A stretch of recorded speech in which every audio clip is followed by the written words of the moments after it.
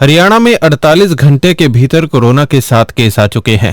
अगर corona virus ज्यादा फैला तो अमेरिकी राष्ट्रपति डोनाल्ड ट्रंप का अंतर्राष्ट्रीय मदद रोकने का फैसला हरियाणा पर भी भारी पड़ सकता है।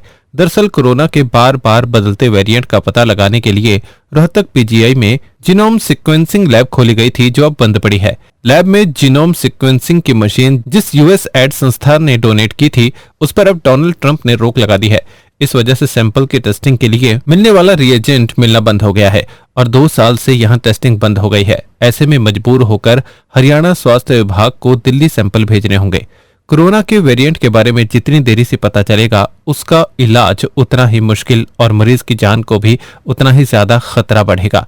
ये स्थिति इसीलिए भी चिंताजनक है क्योंकि अभी तक जो 7 मरीज मिले हैं, उनमें से किसी की भी इंटरनेशनल ट्रेवल हिस्ट्री नहीं है। इसका मतलब है कि कोरोना देश के भीतर ही फैल रहा है।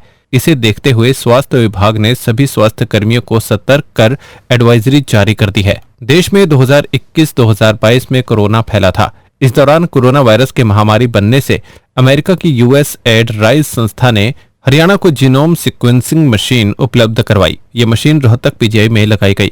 अगस्त 2022 में लैब शुरू की गई। संस्था ही 2023 तक रिएजेंट उपलब्ध कराती रही। इसी संस्था की तरफ से कोरोना वेरिएंट की जांच के लिए रिएजेंट भी उपलब्ध कराया गया था। इसके बाद भी यही संस्था वेरिएंट के सैंपल टेस्टिंग के लिए रिएजेंट उपलब्ध करवाती रही। मार्च 2023 तक संस्था मदद करती रही। तब तक कोरोना के मरीज भी बहुत कम हो चुके थे। इसके बाद डोनाल्ड ट्रंप इसी साल अमेरिका के राष्ट्रपति बने। उन्होंने अमेरिका में कई पाबंदियां लगाई। इनमें यूएस एड राइज संस्था से मिलने वाली मदद भी बंद कर दी गई। ये संस्था आपदा में राहत, गरीबी कम करने और लोकतांत्रिक सुधारों में दूसरे देशों की मदद करती थी। संस्था के बंद होने से अब रोहतक पीजीआई को उनके रिएजेंट मिलने की उम्मीद भी खत्म हो गई।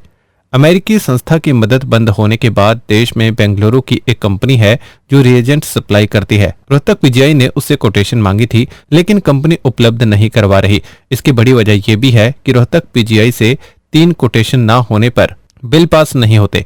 क्योंकि ये कंपनी अकेली ही रिएजेंट बनाती है, तो ऐसे में उसे डर है कि अकेली कोटेशन होने से उसकी पेमेंट फंस सकती है। इसी वजह से वो पीजीआई से किनारा कर रही है। जीनोम सीक्वेंसिंग एक ऐसी तकनीक है जिसके जरिए हम किसी इंसान, जानवर, पौधे या वायरस के पूरे डीएनए को पढ़ते हैं। डीएनए हमारे शरीर की एक किताब की तरह है जिसमें हमारी सारी आनुवंशिक जानकारी लिखी होती है।